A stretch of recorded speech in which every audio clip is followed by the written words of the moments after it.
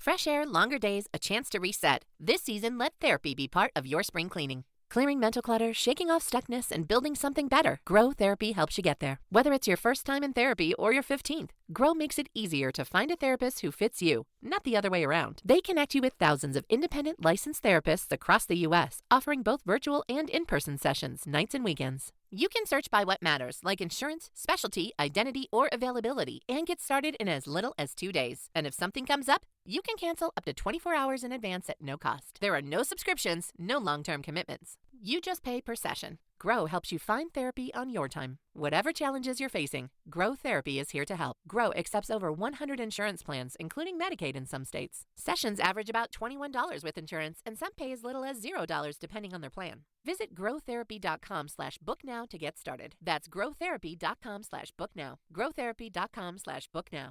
Availability and coverage vary by state and insurance plan. Hey listeners, this is Peter and welcome back to the History Shorts. Today's episode is brought to you by the Podcast Republic, your ultimate listening app. Discover and subscribe to thousands of podcasts from around the world. Download Podcast Republic today, available on Google Play and the Apple App Store. Today on History Shorts. In 1968, the city of London sold its famous bridge to an American. The American shipped it stone by stone across the Atlantic Ocean to the Sonoran Desert of Arizona.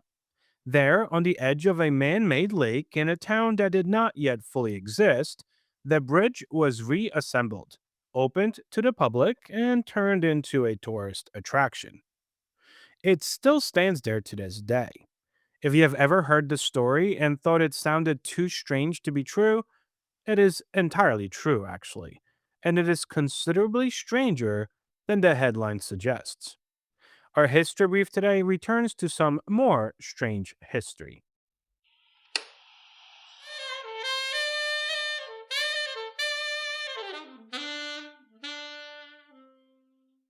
A quick word from our sponsors.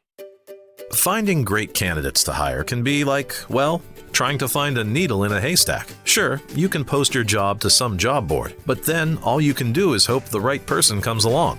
Which is why you should try ZipRecruiter for free at ziprecruiter.com/zip.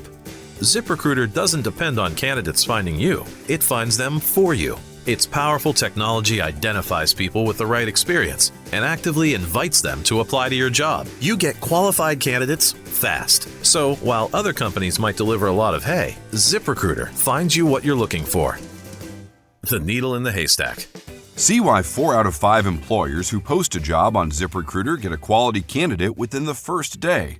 ZipRecruiter, the smartest way to hire. And right now, you can try ZipRecruiter for free. That's right, free at ziprecruiter.com/zip. That's ziprecruiter.com/zip. ziprecruiter.com/zip. This day in history. On April 23rd, 1616, both William Shakespeare and Miguel de Cervantes died, two literary giants whose works would shape storytelling for centuries. On April 23rd, 1954, the polio vaccine developed by Jonas Salk was declared safe and effective, marking a major victory in a fight against one of the 20th century's most feared diseases. Story of the day. First, a necessary clarification before I begin. When most people hear London Bridge, they picture the iconic Tower Bridge, the Gothic-looking drawbridge with the twin towers that has appeared on approximately 1 million postcards, tea towels, and souvenir mugs. That bridge is not what was sold. Tower Bridge is obviously still in London, doing perfectly well, and has no plans to relocate to the American Southwest. The bridge that was sold was the actual London Bridge, the Victorian granite crossing since 1831, carrying traffic between the City of London and Southwark. It was a handsome, functional, entirely unglamorous bridge. And by 1960s, it was also sinking. The problem was not the bridge itself, so much as what it was built on. Victorian-era engineering had not fully anticipated the volume of traffic that 20th century London would generate. The bridge was subsiding, slowly, measurably, and at a rate that the City of London Corporation calculated would eventually render it unsafe. It needed to be replaced with something sturdier and wider. The question was what to do with the old bridge. Demolishing it seemed wasteful. Leaving it in place was impossible. Someone, and the historical record does not really preserve the name of whoever first had this particular idea, suggested selling the bridge. In 1967, the City of London put the London Bridge up for sale. Whoever bought it would be responsible for dismantling it stone by stone and then taking it away. The winning bid came from a man named Robert P. McCulloch. Robert McCulloch was an American entrepreneur from Missouri, a chainsaw manufacturer, property developer, and relentlessly ambitious builder of things. In the mid 1960s, McCulloch had purchased a large tract of land in western Arizona. His plan was to build a city there from scratch. Lake Havasu City, as he intended to call it, would be a planned community in the desert, attracting retirees, tourists, and residents to a place that, at the time of purchase at least, contained essentially nothing. What it needed, McCulloch concluded, was a landmark, something to put it on the map, something that would make people say, "Oh, I've heard of that place." The London Bridge, available for purchase, seemed to fit that requirement. McCulloch bid $2.46 million. That's approximately $21 million in today's money. And then he won. The dismantling of the bridge began in 1967. Every granite block was numbered before removal so that the reconstruction team would know exactly where each piece belonged. There were more than 10,000 individual blocks. They were shipped from England to Port of Long Beach in California, transported overland to Arizona, and then used to reconstruct the bridge on the shores of Lake Havasu. The engineering challenge was not trivial either. There was no river to actually put it over, or at least not yet. McCulloch's team built the bridge first, on land, and then dredged a channel underneath it afterward, creating the waterway that the bridge now spans. This is, it must be said, a deeply American approach to the problem of having a bridge. The bridge was dedicated in October of 1971 in a ceremony attended by Lord Mayor of London, various dignitaries, and a considerable number of people who still could not quite believe what they were looking at. And now we must address the legend.